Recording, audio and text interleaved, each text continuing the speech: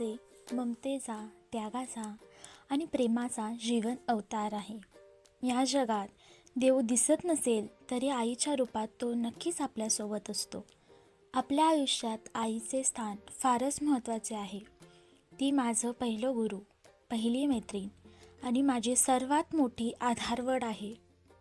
माझी आई साधी, सोज्वळ आणि कष्टाळू आहे. ती घरातील प्रत्येक सदस्याची काळजी अत्यंत प्रेमाने घेते. पहाटे लवकर उठून घरकाम, स्वयंपाक, साफसफाई करते आणि तरीही ती कधीच थकलेली दिसत नाही. आमच्या घरातील सुखदुःखात ती नेहमी पुढे असते.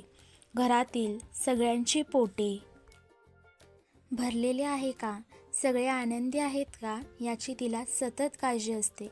आई मला नेहमी चांगल्या सवयी लावण्याचा प्रयत्न करते. वेळेवर उठणे, अभ्यास करणे, स्वच्छता राखणे, मोठ्यांचा आदर करणे आणि लहानवर प्रेम करणे हे संस्कार तिने मला दिले आहेत. अभ्यासात अडचणी आली तर ती मला शांतपणे समजावून सांगते आणि मला नेहमी प्रोत्साहन देते. अपयशाने खचू नकोस, प्रयत्न करत राहा असे तिचे शब्द मला नेहमी बळ देतात. आईचा स्वभाव फार प्रेमळ आहे, पण गरज पडल्यास ती कडकही होते. ती कधी चुकीच्या गोष्टीला प्रोत्साहन देत नाही. माझ्या चुकांवर ती मला समजवते आणि योग्य मार्ग दाखवते. त्यामुळे मला योग्य अयोग्य यातील फरक समजायला मदत झाली आहे. आजारी असताना आईची माया विशेष जाणवते. रात्रभर जागून ती माझी काळजी घेते, औषध देते आणि माझ्यासाठी देवाकडे प्रार्थना करते. तिच्या प्रेमासारखे शुद्ध आणि निस्वार्थ प्रेम या जगात दुसरे नाही. माझी आई केवळ गृहिणी नाही तर ती आमच्या घराची शिल्पकार आहे.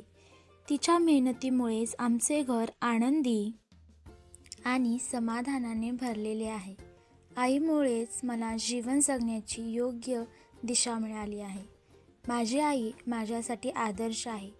तिच्यासारखे सुसंस्कृत, कर्तव्यदक्ष आणि प्रेमळ व्यक्तिमत्व घडवण्याचा मी नेहमी प्रयत्न करेन. आईचे ऋण कधीही फेडता येणार नाही, पण तिला अभिमान वाटेल असे वागणे हाच माझा खरा उद्देश आहे. धन्यवाद. हा निबंध तुम्हाला आवडला असेल तर माझ्या चॅनलला सबस्क्राईब आणि व्हिडिओला लाईक करायला अजिबात विसरू नका.